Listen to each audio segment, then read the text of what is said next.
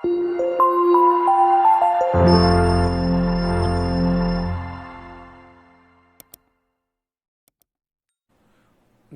મિત્રો, સ્વાગત છે તમારું તમારી પોતાની ચેનલ એજ્યુગુરુમાં। વિદ્યાર્થી મિત્રો, આજે આપણે ધોરણ 10 વિષય હિન્દી એની આવતીકાલે લેવાનાર બોર્ડ પરીક્ષા માટેના ખૂબ જ અગત્યના પ્રશ્નપત્રનું સોલ્યુશન જોઈએ। તો મિત્રો શરૂ કરીએ। આપણે विभाग ए यानी कि गद्य विभाग से। इसमें निम्नलिखित प्रश्नों के नीचे दिए गए विकल्पों में से सही विकल्प चुनकर हमें उत्तर लिखने हैं। इसमें सवाल नंबर 1, किसने अपने हिस्से की पूड़ियाँ काकी के लिए बचाकर रखी थी? तो इसका सही उत्तर है ऑप्शन सी, लाडली।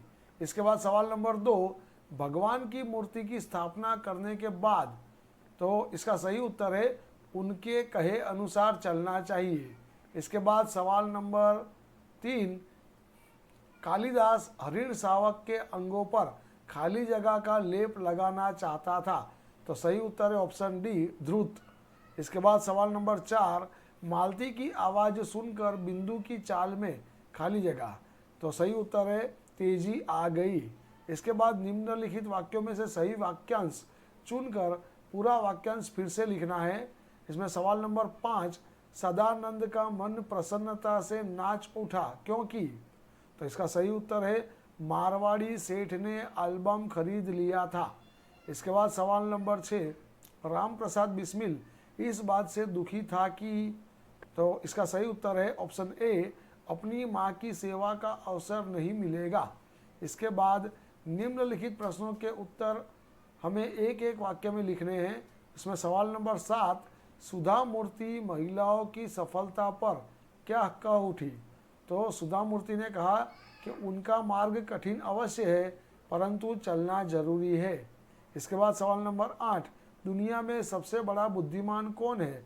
तो दुनिया में जो ज़्यादा खुश है वह सबसे बड़ा बुद्धिमान है। इसके बाद सवाल नंबर 9, एक नई शुरुआत के दोनों वैज्ञानिकों के नाम दीजिए। तो दोनों वैज्ञानिकों के नाम है रामिस और माधवन। इसके बाद निम्नलिखित प्रश्नों के उत्तर 2-3 वाक्यों में लिखने हैं। तो ये सवाल आप ज़रूर से याद कर लीजिएगा क्योंकि कल जो एग्ज़ाम होने वाली है उसके लिए मोस्ट आईएमपी क्वेश्चन है दोस्तों।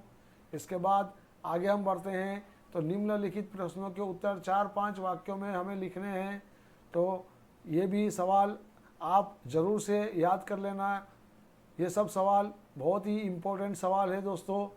इसके बाद हम विभाग बी यानी कि पद विभाग की ओर बढ़ते हैं।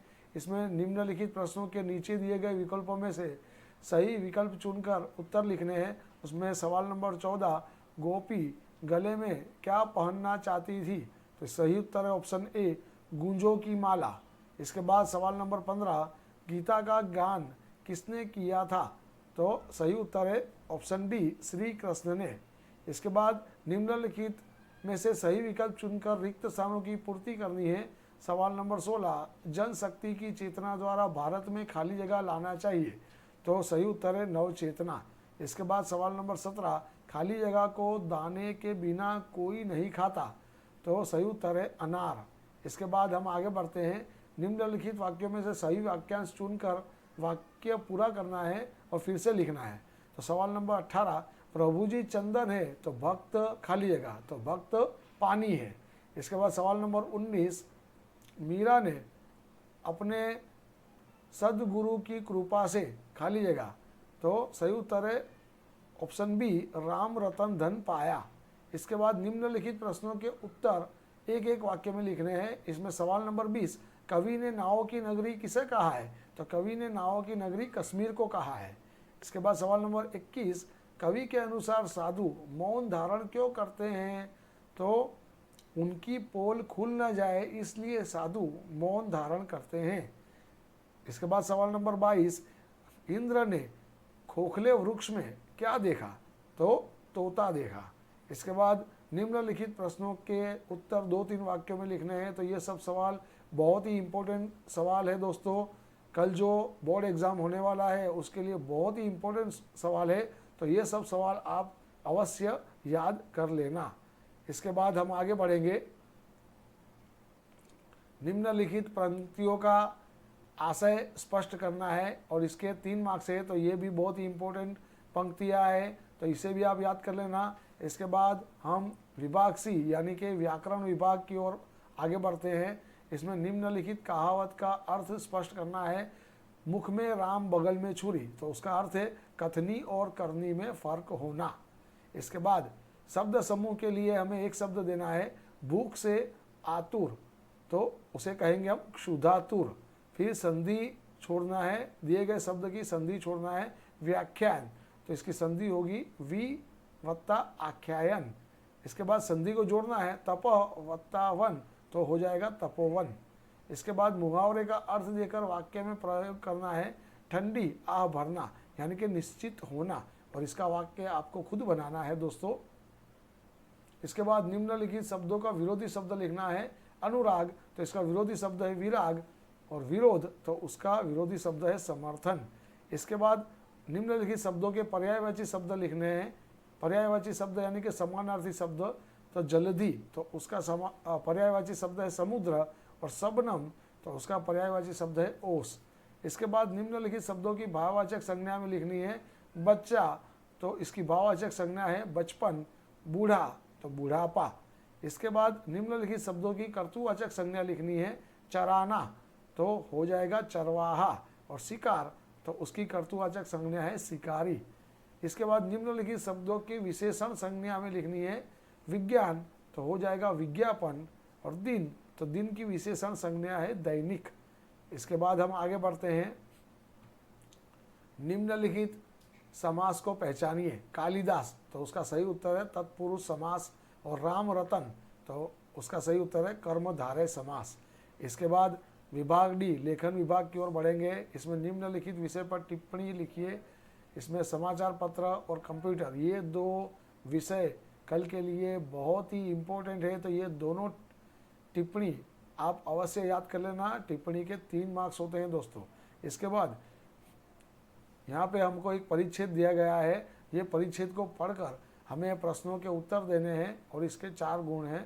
तो चरित्र किसे कहते हैं, तो इसका सही उत्तर है चरित्र मनुष्य के क्रियाकलाप और आचरण के समूह का नाम है। इसके बाद सवाल नंबर 46, चरित्र का क्या महत्व है, तो मानव के व्यक्तित्व का निर्माण करने वाला विभिन्न तत्वों में चरित्र का सबसे अधिक महत्व है। इसके बाद सवाल नंबर 47, पाश्विक शक्ति किसके सामने नहीं टिक पाती, तो चरित्र रूपी शक्ति के सामने नहीं टिक पाती।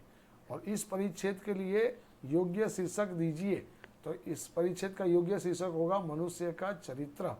इसके बाद हम आगे बढ़ते हैं, पत्र लेखन पूछा गया है, और पत्र लेखन में रक्तदान का महत्व समझाते हुए पत्र लिखना है, और पत्र लेखन के 5 मार्क्स हैं।